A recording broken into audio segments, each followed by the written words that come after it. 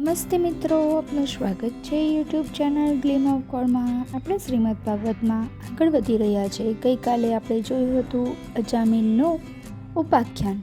આજે આપણે જોઈશું પ્રચેતાઓની કથા. પરીક્ષિતે કહ્યું, હે મુનિવર, મનો ઉપરાંત દેવતા, અસુર, મનુષ્ય, સર્પ વગેરેની જે સૃષ્ટિ થઈ તે મને વિસ્તારથી સમજાવો. શ્રી સુખદેવજી બોલ્યા, પ્રાચીન બહિર્ષિના 10 પુત્રો, જેમનું નામ પ્રચેતાઓ હતું, તે તપસ્યા કરી સમુદ્રથી બહાર નીકળ્યા ત્યારે પૃથ્વીને વૃક્ષોથી ઘેરાયેલી જોઈને તેમને ક્રોધ આવ્યો ને પોતાના તપોબળથી વૃક્ષોમાં આગ લગાવી દીધી. તેમના ક્રોધને શાંત કરવા માટે ચંદ્રમાએ આવીને તેમને સમજાવ્યા. બાળકોના હિતેશી પૂર્વજ હોય છે, સ્ત્રીઓનો મિત્ર પતિ, મૂર્ખનું જ્ઞાન અને હરિ બધાના હૃદયમાં રહેનારા મિત્રો છે. તમે ક્રોધને છોડો અને આ વૃક્ષ કન્યા મારી સામે તમારી પત્ની બનાવો. આટલું સમજાવ્યા બાદ ચંદ્રમા જતા રહ્યા. પ્રચેતાઓએ આ કન્યા સાથે વિવાહ કરી લીધા. આ કન્યાના ગર્ભથી દક્ષની ઉત્પત્તિ થઈ.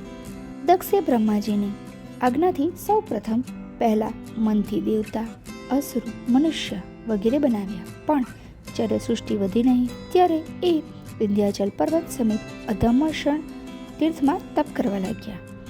એ હંસ, ગુહ્ય સ્ત્રોતથી વિષ્ણુની સ્તુતિ કરવા લાગ્યા. ભગવાને પ્રસન્ન બની એમને દર્શન આપ્યા એટલે દક્ષે એમને પ્રણામ કર્યા. એમની ઈચ્છા જાણી ભગવાન બોલ્યા, હે દક્ષ, તમે તપથી સિદ્ધિ પ્રાપ્ત કરી લીધી છે. બ્રહ્મા, શિવ, મનુ વગેરે બધા મારી જ વિભૂતિઓ છે. હે દક્ષ, તપ મારું હૃદય છે, વિદ્યા મારું શરીર છે, કર્મ આકૃતિ છે, યજ્ઞ મારું અંગ છે, ધર્મ એ મારું મન છે અને દેવતા મારા પ્રાણ છે. હું બધામાં ચૈતન્ય રૂપે વિદ્યમાન રહું છું. મારી આજ્ઞાથી જ ગુણમયી માયાએ આ બ્રહ્માંડ રચ્યું અને એમાંથી જ અયોનિજ આદિપુરુષ બ્રહ્મા પેદા થયા.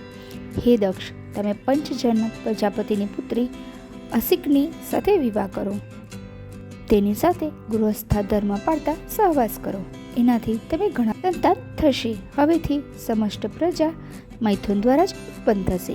આમ કહી ભગવાન શ્રી હરિ અંતર્ધ્યાન બની ગયા. અહીં પ્રચેતાઓની કથા સમાપ્ત થાય છે. આવતીકાલે આપણે જોઈશું નારદજીને દક્ષ શા માટે શ્રાપ આપે છે. તો આવતીકાલે ફરી મળીશું.